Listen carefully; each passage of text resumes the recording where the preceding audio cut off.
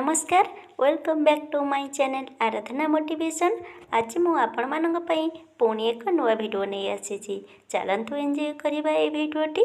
आज मु आपण मानक पई गोटे मोटिवेशनल ओडिया स्टोरी नहीं कि आसी जहाँकि आपणक लाइफ को 100% चेंज करि परिबो। मोर आजिर टॉपिक होउची चरित्रवान मनीषक कथा। चलतु जानिबा गोटे चरित्रवान मनीष किपरि होइबा दरकार यार टॉपिक आउ स्टार्ट करिबा एही वीडियोटी। जदि वीडियोटी भल लगे ताहले मो सहित जोड़ी होई रहिबे। मो चैनल को सब्सक्राइब लाइक शेयर करबा को भूलिबेनी। पाखरे थिबा ऑल नोटिफिकेशन को ऑन रखंतु जेपरि कि मो पठौतुवा प्रत्येकटी वीडियो सर्वप्रथमे आपणक पाखरे पहुँचीबो। चलंतु एबे स्टोरी माध्यम रे आरंभ करिबा चरित्रवान मनीषक कथा। शुकदेव नाम जड़े ऋषि रोते से श्री व्यासदेवंकर पुत्र थिले।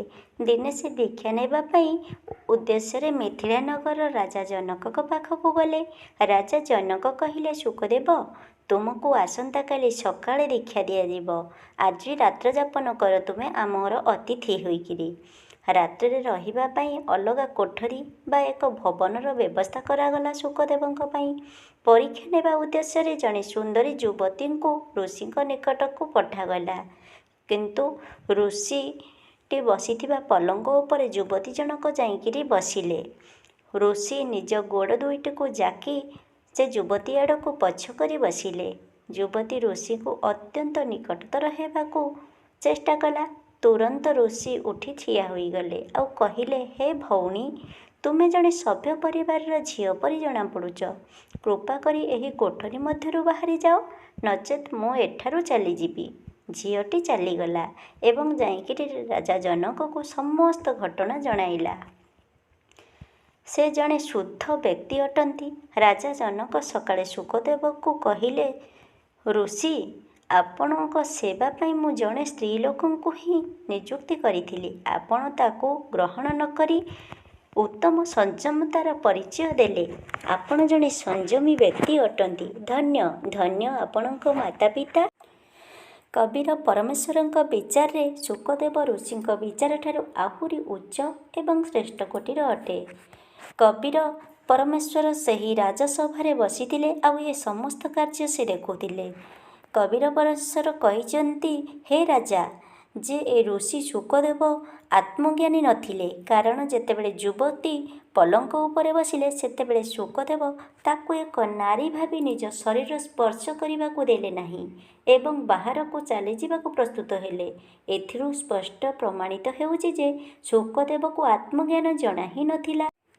एबे विचार करंतु राजन, जदि युवती स्थान रे जणे युवक तांक निकट रे जाई बसी थांता तेबे शुकदेव कौन करिथांते? से ताको भल मंद पचारि थांते एवं पलंकरू उठी छिड़ा हुई केबे भी न थांते। कहिथांते, भाई एठारू एकमात्र पलंक अछि, तुमे पलंक उपरे विश्राम कर, मु तळे सोई पड़ुची। सेहीपरि जड़े युवक सभ्य होइथांते से मध्य शुकदेव को कहिथांते, नाई ऋषिवर आपण पलंक उपरे विराजमान करंतु, मु मध्य तळे विश्राम करुछि। मात्र युवती होइथिबा कारणरू शुकदेव काम बेकार दोष कारणरू भय लागिला तांको देखि। पुणी मध्य कबीर परमेश्वर कहिचंती कि, हे राजा जे आत्मा उपरे स्त्री पुरुष रूपक दुईटी वस्त्र रहिछि। जेपरि गीतारे भगवान श्रीकृष्ण अर्जुन को कहिचंती, जीव गोटिए शरीर त्याग करी आउ एक शरीर धारण करिथाए, याहाको मृत्यु ही कुहाଯାଏ। मनुष्य जेपरि पुराणा वस्त्र त्याग करी नूतन वस्त्र परिधान करिथाए ताहा ही आत्मतत्व सेहीपरि ही जान। मु आपणको गोटे उदाहरण दउछि। हे राजन मो उदाहरणटी मन देइकिरी शुणंतु। एक गाँ को गोटे यात्रा पार्टी आसीथिला। किछि दिन पर्यंत लगातार भाବରେ यात्रा चलिला। पूर्व काल रे यात्रा नाटक रे झील माने पदा को जाऊ नथिले। सेही समय पुरुष माने ही स्त्रीर चरित्र रे अभिनय करि आसुथिले। थरे जणे बालक ता सांग सहित प्रथम थर पाई से यात्रा देखिबा को जाइथिला, जहाँकि आगुरु केबे भी जाई नथिला। नाटक रे नारी चरित्र रे जणे पुरुष ही नारी वेश रे ସଜା ହୋଇକିରି ନାଟକ କରୁଥିଲେ। ଜୀବନରେ ପ୍ରଥମ ଥର ନାଟକ ଦେଖିବାକୁ ଯାଇଥିବା ପିଲାଟି ନିଜ ସାଙ୍ଗକୁ ପଚାରିଲା, ଯିଏକି ପୂର୍ବରୁ ବହୁତ ଥର ଯାତ୍ରା ଦେଖିବାକୁ ଯାଇଛି ସେ ସାଙ୍ଗଟି। କହିଲା, ଦେଖ ସାଙ୍ଗ, କେତେ ସୁନ୍ଦର ଝିଅଟିଏ ହେଇଛି, ବଢ଼ିଆ ଅଭିନୟ କରୁଛି। ଆଉ ବହୁତ ଥର ଯାଇଥିବା ସାଙ୍ଗଟି କହିଲା, ସାଙ୍ଗ, ଏ ଝିଅ ନୁହେଁରେ, ଏ ଜଣେ ପୁଅ, ତାକୁ ଝିଅ ଭାବେ ସଜାଯାଇଛି। ମାତ୍ର ଜୀବନରେ ପ୍ରଥମ ଥର ନାଟକ ଦେଖିବାକୁ ଯାଇଥିବା ସାଙ୍ଗଟି ଏ କଥା ମାନିବାକୁ କେବେ ବି ପ୍ରସ୍ତୁତ ନଥିଲା। ନିଜ ସାଙ୍ଗ କଥା ତାର କେବେ ବି ବିଶ୍ୱାସ ହିଁ ହେଲା ନାହିଁ। ନାଟକ ସରିବା ପରେ ଅଭିନେତାମାନେ ବିଶ୍ରାମ କକ୍ଷକୁ ଗଲେ। ଦୁଇ ସାଙ୍ଗ ମଧ୍ୟ ସେମାନଙ୍କ ସହିତ ସେଠାକୁ ଗଲେ। ଝିଅ ରୂପରେ ଅଭିନୟ କରୁଥିବା ପୁଅଟି ପିନ୍ଧିଥିବା ନାରୀ ବସ୍ତ୍ରକୁ ଖୋଲି କାନ୍ଥରେ ଟାଙ୍ଗିଦେଲା। ଏହା ଦେଖି ସେହି ସାଙ୍ଗଟିର ବିଶ୍ୱାସ ହୋଇଗଲା ଯେ ପ୍ରକୃତରେ ଇଏ ଜଣେ ପୁଅ ହିଁ ଅଟେ, ଯାହାକି ନାରୀ ବେଶରେ ସେ ଯାତ୍ରା କରୁଥିଲା।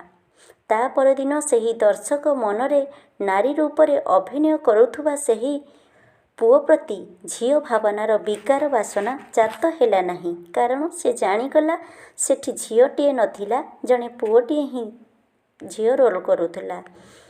ତାକୁ ପୁଅ ଦୃଶ୍ୟମାନ ହେଉଥାଏ।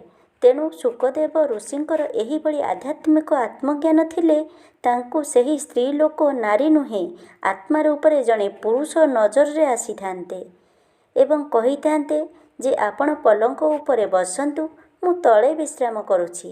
ସାଧୁ, ସନ୍ଥ ଓ ଫକୀରମାନେ ଏହି ବିଚାରଧାରାରେ ଜୀବନଯାପନ କରିଥାନ୍ତି, ସାଧନା କରି ମୋକ୍ଷ ପ୍ରାପ୍ତି କରିଥାନ୍ତି। ଏହା ହିଁ ଜଣେ ଚରିତ୍ରବାନ ପୁରୁଷର କଥା ଅଟେ। ତେଣୁ ବୁଝିଲେ ତ ସାଙ୍ଗମାନେ, ଗୋଟେ ଚରିତ୍ରବାନ ପୁରୁଷ କେଉଁଭଳି ହେବା ଦରକାର। ତେଣୁ ଆପଣ ହିଁ ଏ ଗପରୁ ଯାହା ଶିଖିଲେ କମେଣ୍ଟ ବକ୍ସରେ ମତାମତ ଦିଅନ୍ତୁ। ରହୁଛି, ପୁଣି ଆସିବି ନୂଆ ଏକ ଭିଡ଼ିଓ ସହିତ। ସେ ଯାଏ ମୋତେ ବିଦାୟ ଦିଅନ୍ତୁ।